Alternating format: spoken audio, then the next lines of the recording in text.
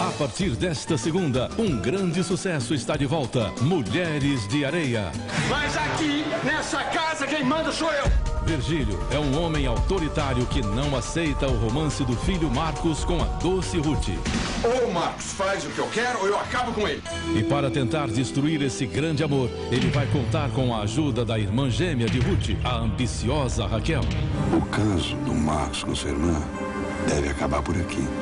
De Ivani Ribeiro, Mulheres de Areia. De volta a partir desta segunda, em Vale a Pena Ver de Novo. Banco do Brasil. Realize seus planos e compre a sua casa própria. Oferece Bom Dia Brasil.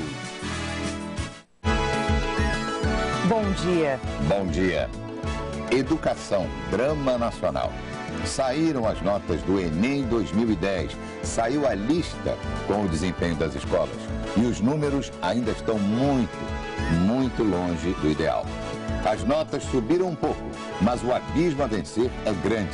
Na lista das 100 melhores escolas, só 13 são públicas. Outro desafio a vencer é a corrupção. A Polícia do Rio afasta o comando inteiro de uma UPP. 30 policiais estão sob investigação porque teriam recebido dinheiro do tráfico. Um surto de meningite assusta a Bahia. 3 pessoas morreram depois de uma festa num resort. As queimadas se alastram no centro-oeste. O incêndio na Floresta Nacional já é o maior da história e há suspeita de crime. É dramática a situação nos municípios atingidos pela chuva em Santa Catarina. As homenagens nos 10 anos dos atentados de 11 de setembro. As bolsas do mundo em queda. Está de volta o temor sobre a economia da Grécia. A presidente Dilma Rousseff dá uma entrevista exclusiva ao Fantástico. Afirma que para ter saúde de qualidade, o Brasil precisa de mais dinheiro. Que não existe interferência no Banco Central. E que a inflação sempre preocupa. No Campeonato Brasileiro, o Corinthians perdeu para o Fluminense, mas não perdeu a liderança.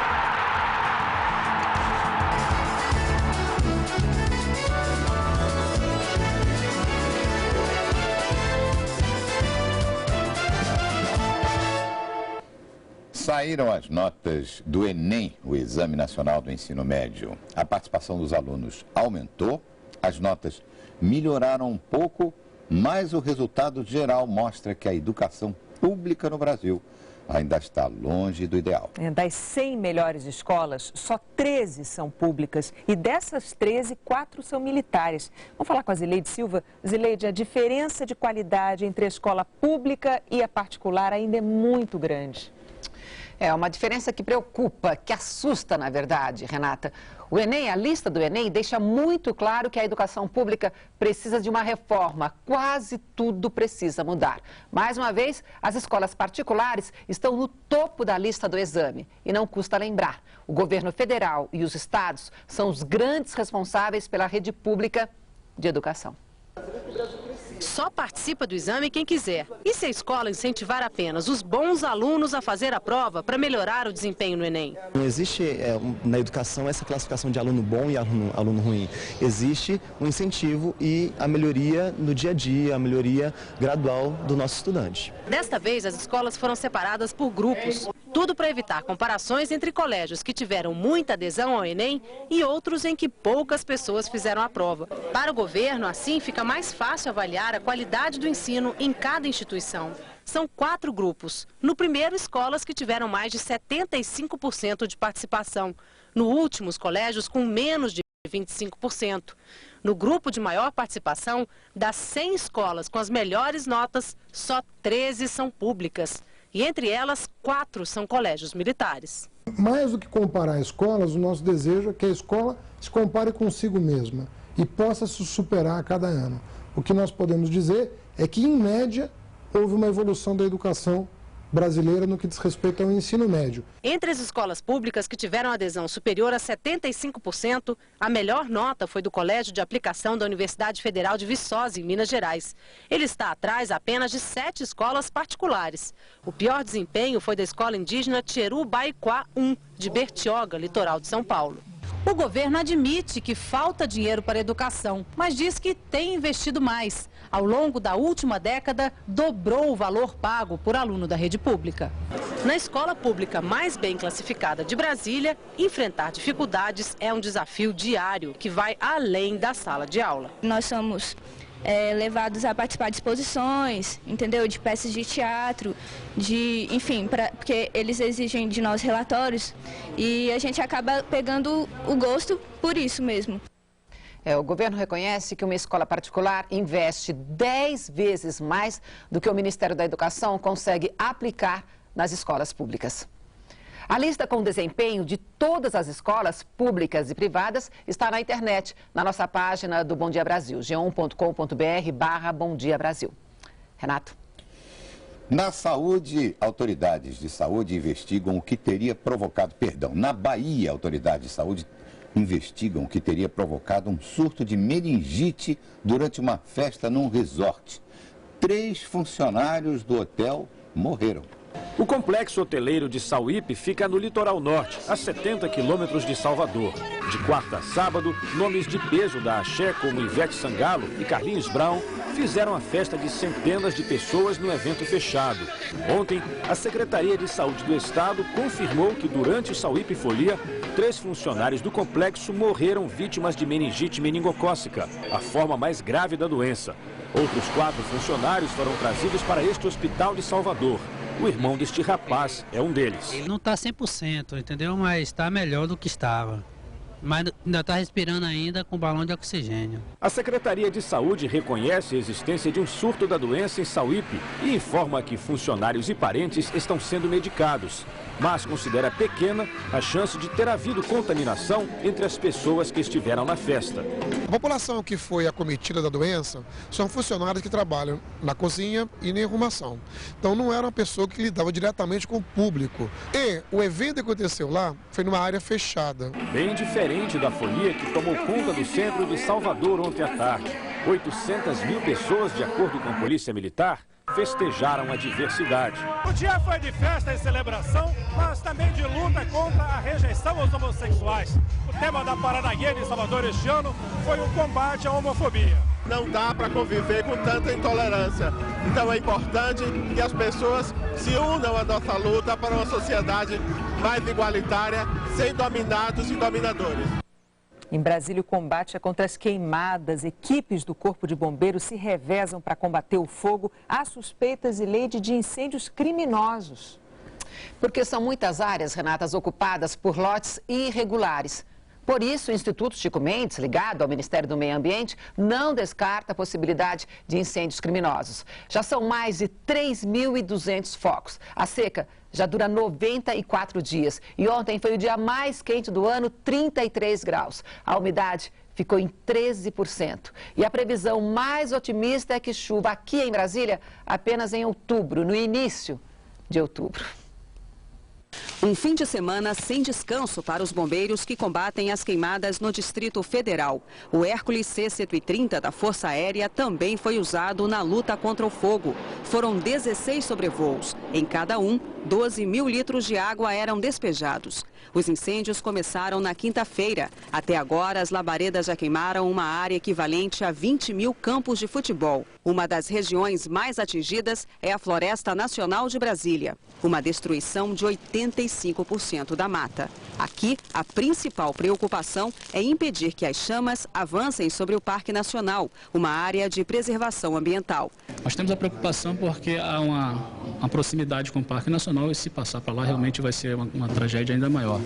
Nós estamos concentrando esforços nessas áreas para que isso não aconteça. É desta sala que o Corpo de Bombeiros coordena as ações de combate aos novos focos de incêndio que surgem a todo momento. Focos que na tela aparecem desta forma, como pontos amarelos. O Instituto Chico Mendes, vinculado ao Ministério do Meio Ambiente, vai pedir que a Polícia Federal investigue a origem dessas queimadas. Segundo um boletim do Instituto, o fogo que atinge parques e reservas ambientais não é uma fatalidade. seria resultado de ações criminosas. Uma das suspeitas para o incêndio na Floresta Nacional, conhecida como Flona, vem da chefe do local. A floresta seria alvo de grileiros. É simplesmente desolador a gente ver a situação que a Flona está hoje por causa desse incêndio. Nós temos vários grileiros envolvidos, pessoas que até anunciam no jornal venda de lotes na Flona, que a gente sabe que tem interesse em bagunçar, em deixar tumultuado a nossa situação. E de acordo com a chefe da Floresta Nacional de Brasília, esse incêndio foi o maior já registrado por aqui. O Cerrado de Brasília, Renato, nunca foi tão castigado. São tristes essas imagens, Ileide, e, como você disse, preocupantes, sobretudo se houver intenção criminosa nessa história. Minas Gerais é hoje o estado brasileiro que tem mais queimadas. Vamos até Belo Horizonte conversar com a Larissa Carvalho. Larissa, está faltando bombeiro para tanto fogo? É exatamente, Renato. A questão é que surgem novos focos a todo instante, são muitos. Só de ontem para hoje, os satélites registraram aqui em Minas 468 focos de incêndio. Em qualquer região de Minas, neste momento, há alguma área de preservação em chamas. Na Serra do Caraça, por exemplo, nós vamos ver imagens, já são 10 dias de incêndio. Os brigadistas fazem o combate dia e noite. Na semana passada, eles receberam a ajuda de um helicóptero e 2 aviões. Em Belo Horizonte, ontem, outros brigadistas trabalharam também na Serra do Curral. Os bombeiros só chegaram por lá 3 horas depois do chamado. Para dar conta de tanta demanda, 700 militares tiveram que sair dos quartéis. Ainda assim, este reforço não está sendo suficiente. A corporação está tendo que priorizar os casos de mais urgência, onde há ameaça à vida ou áreas de preservação. Renata. É uma tragédia. Vamos falar com Alexandre Garcia. Alexandre, como se não bastasse aí a secura do ar, né? A umidade baixa do ar, contra a qual a gente pode fazer muito pouco, tem ainda essa ameaça dos incêndios criminosos. Pois é, tanto no Cerrado Mineiro, que a gente viu aí, como no Cerrado aqui do Brasil Central, do Planalto Central. Na verdade, a origem do fogo, agora, é 100% criminosa, sem a menor sombra de dúvida, porque nesta época não há raios no Planalto Central. Portanto, o que ateia fogo é a mão criminosa do homem. Ontem, sexta-feira, eu pude ver de avião que a área atingida é muitas vezes maior do que essa que está sendo anunciada, né? É uma paisagem desoladora, a gente só vê o pretume da vida carbonizada. Ontem o comandante do avião chegou a anunciar pelo alto-falante a presença maciça de fumaça do lado de fora, lá nas alturas. As árvores do cerrado mais antigas ainda protegem sua vida e seiva com uma casca grossa que parece cortiça. As mais jovens morrem, né? Aí na Floresta Nacional a gente vê pinos, não é a árvore do cerrado. Mas morrem os animais, as centenas, adultos e principalmente filhotes, tamanduás, tatus, saguis, emas, lobos, veados, lagartos, cobras. Os ninhos de pássaros e grandes aves queimam fácil com ovos e filhote. Essa noite, a noite passada, eu tive dificuldade em dormir pelo piado constante e desesperado de uma ave que certamente procurava o filhote que tinha sido morto pelo fogo. E o homem também é atingido. O monóxido de carbono na fumaça respirada se prende à hemácia e ela deixa de transportar o oxigênio e em grande quantidade isso pode matar. Os bombeiros correm esse risco. Aliás, o fogo já tem um mártir. Anos atrás, um alemão de um organismo internacional, Herr Herdes, corria no Jardim Botânico e, ao perceber o fogo, tentou apagá-lo, foi cercado pelas chamas e morreu, deixando mulher e filhos. Agora, quinta-feira, puseram fogo de novo no Jardim Botânico. E ontem foi o Dia Nacional do Cerrado. Em respeito a esse bioma, os incendiários, por maldade, ignorância ou segundas intenções, precisam ser identificados e levados à justiça. É uma forma de evitar que a destruição continue. Renato. E a situação é dramática em Santa Catarina. Cidades ficaram isoladas depois da enxurrada. 36 municípios já decretaram situação de emergência. A repórter Kíria Moira percorreu um dos pontos mais críticos, onde já existe racionamento. Rio Rio do Sul foi um dos municípios mais atingidos pela enchente. E aqui a água está baixando bem devagar. De cima a gente vê que o alagamento é gigante. 70% da área do município ainda está debaixo d'água. A Defesa Civil não sabe dizer quantas pessoas continuam ilhadas. Para atender as vítimas da enchente aqui no município de Rio do Sul e nas cidades vizinhas, bombeiros, exército, aeronáutica trabalham com 10 helicópteros. A prioridade agora é levar água e comida para as famílias que estão em áreas isoladas.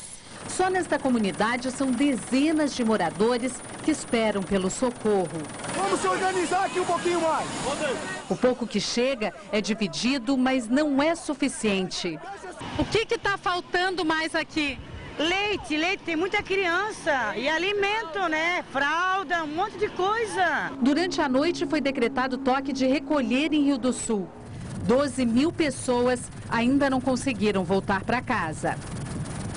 Não é só em Santa Catarina, não. No Paraná, quase 500 pessoas também tiveram que sair de casa por causa da chuva. Vamos falar com a Eliana Marques. Eliana, a gente sabe que parou de chover, mas os problemas continuam, né? Sim, Renata, porque a água ainda não baixou totalmente. E a cidade de União da Vitória, no sudoeste do Paraná, está em alerta. Centenas de casas foram atingidas pela enchente.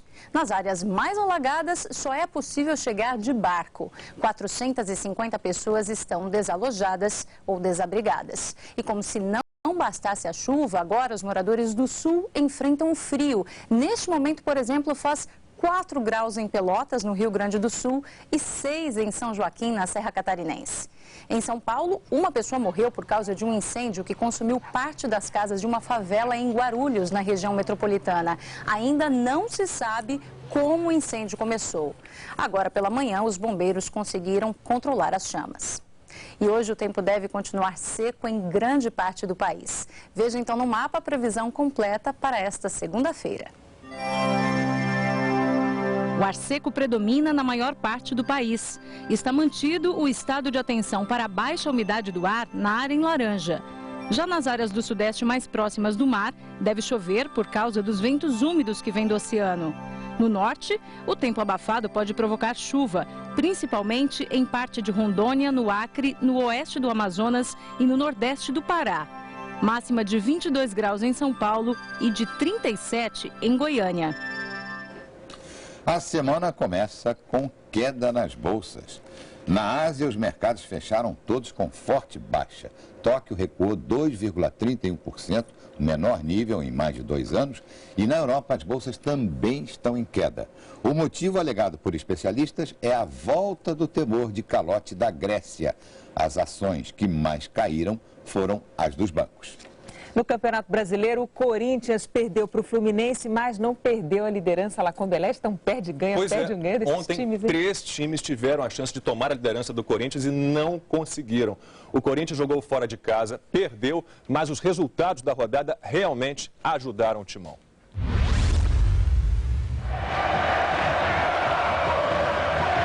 O Fluminense recebeu o líder Corinthians e poderia ter saído na frente se o Ciro não fosse tão fominha. Deu um bom drible, invadiu, pode passar a bola para o Lanzini, voltou para o Lanzini, Júlio César! Pior é que ele ainda chutou todo errado. O argentino Lanzini, que quase marcou na sobra, reclamou do companheiro que não passou a bola. Tinha razão Lanzini, o Ciro deveria ter passado a bola para ele. E não é que logo depois o Ciro foi fominha de novo. Tava ruim de passar a bola em Ciro. Essa aí o Chicão salvou. Se o gol não vinha na bola rolando, tinha que vir na bola parada. E com sorte. Ele bateu, passou pela barreira no desvio. Gol, Fred! A bola passa pela barreira, mas toca nela. Chute do Fred, desvio da barreira, bola pro fundo do gol. O Fluminense abre o placar 1-0 em cima do Corinthians. Com a derrota, o Corinthians ficou com a liderança ameaçada, mas os rivais não aproveitaram. O Vasco, segundo colocado, tomaria a liderança do Timão se vencesse o Figueirense em Florianópolis. Mas aos 4 minutos de jogo, o Figueira já estava na frente. Pro chute, faltou! O de Wellington nem para o Figueirense. 1-0. Aí o time carioca teve uma ajudinha da natureza. Repare só no tremular das bandeiras. O vento tá atrapalhando? Ah, depende da situação da bola, né? Do jeito que ela vai, mas tem que usar a favor, né? Vamos tentar usar a favor isso aí para conseguir a vitória. E o Fagner usou o mesmo, chutou cruzado e se deu bem. Gol do Vasco!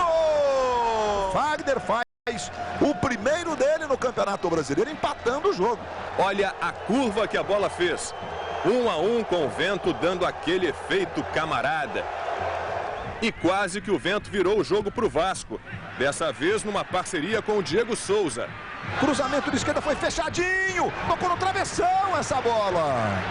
O cruzamento quase virou o gol que daria liderança ao time carioca. No segundo tempo, o Vasco ainda teve mais uma chance. Diego Souza cara a cara com o goleiro. Mas terminou tudo igual. Vasco 1, Figueirense 1. O Botafogo também jogou fora de casa e também poderia ter tomado a liderança do Corinthians. Mas acabou tomando, foi uma goleada do Coritiba, 5-0. Emerson marcou o primeiro. Marcos Aurélio de pênalti o segundo. Bill aproveitou a bobeada da zaga e aumentou para o Coxa, 3-0. Depois Marcos Aurélio deixou Rafinha na boa, sem goleiro, 4-0 Coritiba. E para fechar a goleada, em mais uma bobeira da defesa do Botafogo, Everton Costa marcou. Coritiba em nono, 5. Botafogo em quarto, mas com um jogo a menos, 0. O São Paulo também poderia terminar a rodada em primeiro, mas faltou combinar com o Grêmio do Júlio César, que fez essa linda jogada e tocou para o Douglas chegar batendo. 1-0 Grêmio, gol da vitória do tricolor gaúcho. Gol que deixou o Grêmio em 12º e o São Paulo em terceiro. Quem não tinha a chance de tomar a liderança, mas poderia ficar pertinho dela, era o Flamengo. Só que o rubro-negro chegou ao 8º jogo seguido sem vencer. Desta vez o adversário foi o Atlético Paranaense em Macaé, litoral do Rio. E o Furacão saiu na frente depois da boa jogada de Guerron. Heracles marcou 1-0. No segundo tempo, mais Atlético. O equatoriano Guerron mesmo marcou 2-0. O Flamengo descontou com o zagueiro Wellington. Atlético Paranaense 2, Flamengo em má fase 1. Quem vive boa fase é Leandro Damião. O atacante do Internacional, convocado para a seleção brasileira, marcou os 3 gols na vitória de 3-0 do Inter sobre o Palmeiras em São Paulo. Damião agora tem 13 gols e é o vice-artilheiro do campeonato. Ontem, até o goleirão Marcos ficou no chão assistindo ao show do Damião. Inter 3, Palmeiras 0. E protestos da torcida do Verdão. Atlético Mineiro e Bahia também fizeram um jogo de um artilheiro só. Magno Alves marcou 2 vezes para o Galo na vitória de 2-0 sobre o Bahia. O segundo gol depois desse ótimo lançamento do Daniel Carvalho. O Ceará recebeu o Atlético Goianiense e saiu na frente com o Egídio, que tentou cruzar e acabou marcando 1-0. O empate do Atlético Goianiense veio com Felipe, pegando a sobra de primeira. Ceará 1, Atlético Goianiense também 1. E a gente volta num instante com a entrevista exclusiva da presidente Dilma Rousseff para o Fantástico. A presidente falou sobre mais dinheiro para a saúde, autonomia do Banco Central, inflação, Copa do Mundo. Você vai ver também. Suspeitas de corrupção levam ao afastamento do comando inteiro de uma UPP no Rio. A Justiça decreta a prisão temporária de 3 policiais pelo assassinato da juíza Patrícia Ascioli. As homenagens às vítimas do 11 de setembro nos Estados Unidos, 2 colunas de luz riscam o céu de Manhattan. E nos 6 meses do terremoto do Japão, a incrível história da Dona Yoshi. A gente volta já com essa senhorinha japonesa que sobreviveu a 2 tsunamis. Agora são 7h53. Bom dia, Brasil. Oferecimento Banco do Brasil. Realize seus planos e compre a sua casa própria. Miami Store. Grandes marcas com grandes descontos. Confira. São mais de 5.000 pares de tênis masculinos e femininos com até 50% de desconto. É isso mesmo. A maior variedade de tênis importados das marcas Nike, Adidas, ASICS e Mizuno com até 50% de desconto. Aproveite também agasalhos a partir de R$ 99,00. Parcele todas as suas compras em até 10 vezes sem juros. Miami Store. A 500 metros da Lagoa do Taquaral, em Campinas. Aberta todos os dias. Uma história de sucesso não se faz da noite para o dia. A Concrebase só produz concreto testado em laboratório. Por isso ele rende mais, preservando o meio ambiente e a vida. Concrebase, 20 anos fazendo a diferença. Pare um pouco e responda. Você já viu um carro de 3 portas?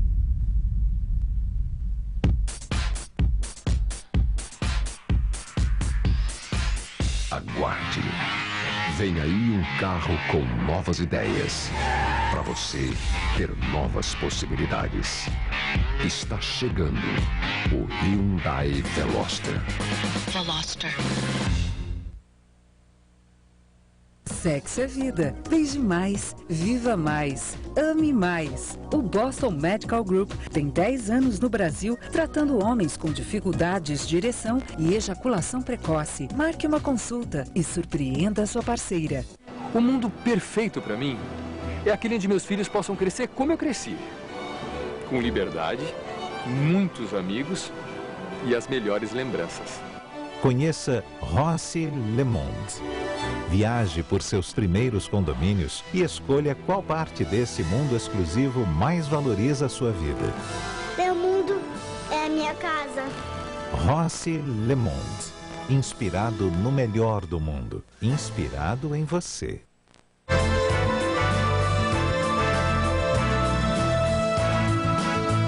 A presidente Dilma Rousseff concedeu uma entrevista exclusiva ao Fantástico.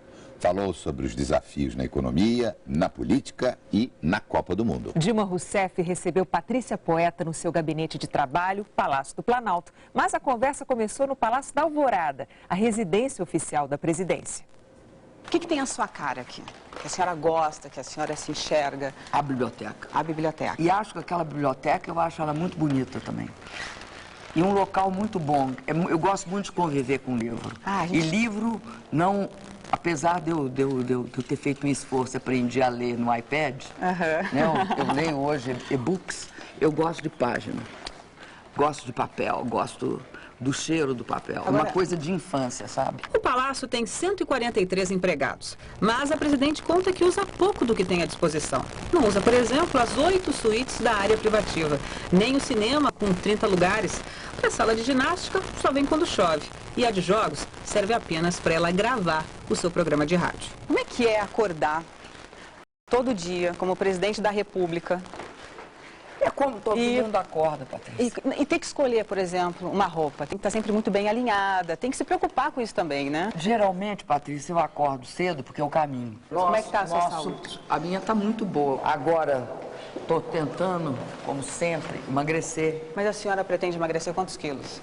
Não Sonho é de consumo. Não. Uns 4, 5 quilos. Mulher sempre quer perder um pouquinho, né? Voltar ao que eu era antes da eleição. E a senhora tem passado por um acompanhamento médico depois do câncer tratado? Olha, eu sistematicamente acompanho, mas atualmente é de 6 em 6 meses, né? A questão do câncer, hoje, é uma questão resolvida quando você consegue detectá-lo cedo. Isso é muito importante, porque se as pessoas fazem prevenção, elas têm, então, condições de detectar e tratar. Foi o que aconteceu comigo. O trajeto entre os palácios da Alvorada e do Planalto, a casa e o trabalho da Presidente da República leva 4 minutos. É ela quem faz questão de me destacar esse detalhe de eficiência e rapidez, 2 qualidades que aprecia muito. Aqui é o gabinete da Presidente da República, certo? É verdade. A senhora senta aqui, a mesa para reuniões com ministros ali à frente, ali. As obras que a senhora fez questão de trazer de Djanira, né, para cá. Uma homenagem a uma mulher das maiores pintoras desse país. E eu vi que tem uma fotinho também de seu neto nessa mesa. Tem uma fotinha da minha filha e do meu neto. O que tira a senhora do sério? Que vale bronca nesse momento? Eu vou te falar, eu acho que quando a gente não deu o melhor de si, me tira do sério. Aí a senhora vai lá e cobra, e aí que entra a bronca. Mas eu cobro de mim também. E quando falam, por exemplo, do seu temperamento, isso incomoda a senhora de alguma forma ou não? A senhora não está nem aí para isso? Sabe o que é, Patrícia? Ossos do ofício. Tem vários ossos do ofício, no ofício de ser presidente. Um é esse. O caso, por exemplo, da luta contra a corrupção é ossos do ofício da presidência. Ou seja, é intrínseco à condição de presidente zelar para que o dinheiro público seja bem gasto. Depois eu tenho uma responsabilidade pessoal também nessa direção. A senhora não imaginava, por exemplo, que fosse ter que trocar 4 ministros em tão pouco tempo, 3 deles, pelo menos, ligados aí a denúncias de corrupção? Olha, Patrícia, eu espero nunca trocar nenhum ministro. E muitos deles eu não troquei exatamente por isso. Né? Vamos e venhamos. Né? O ministro Jobim, Nelson Jobim, ele saiu por outros motivos. Mas os outros 3? Eles ainda não foram julgados, então não podem ser condenados. Tá? Mas isso foi faxina ou não foi, presidente? Eu não acho, eu acho a palavra faxina errada, porque faxina você faz às 6 da manhã e às 8 ela acabou. A atividade de controle do gasto público na atividade presidencial jamais se encerra. Por que a senhora acha que nesses 8 anos e 8 meses de governo do PT, eles não foram capazes, não foram suficientes para acabar com a corrupção, já que essa é uma das bandeiras, né, do partido? Minha querida, a corrupção, ela não... por isso que não é faxina, viu, Patrícia? Você não acaba com a corrupção de uma vez por todas. Você torna ela cada vez mais difícil. Agora, presidente, é possível ter um governo equilibrado, um governo estável, tendo a base aliada que tem no Congresso? Minha pergunta é a seguinte: a senhora acha que a senhora pode ficar refém dos aliados? Mas eu não acho, Patrícia, que eu sou refém.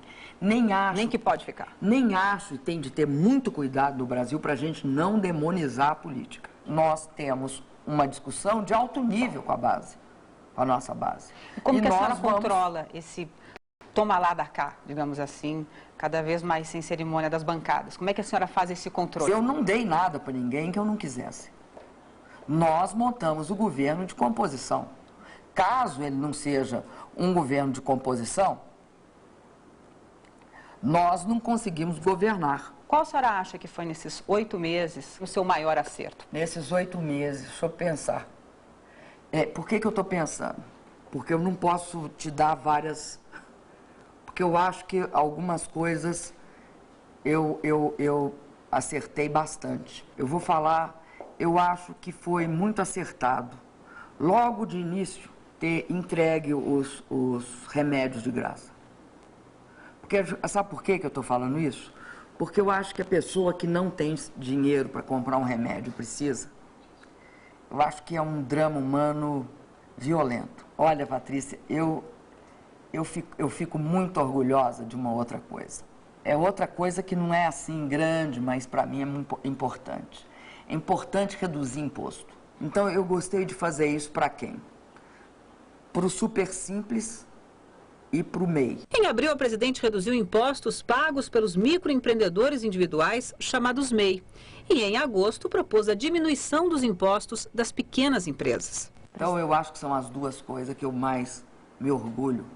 Entre outras, se você deixar, eu penso mais umas 10. Nós tiramos 40 milhões de pessoas da pobreza. Essas pessoas são hoje de classe média. O meu maior compromisso é com garantir para a população brasileira, para esses 40 milhões, mais os outros que já usavam, garantir educação pública de qualidade, saúde de qualidade e e segurança pública de qualidade.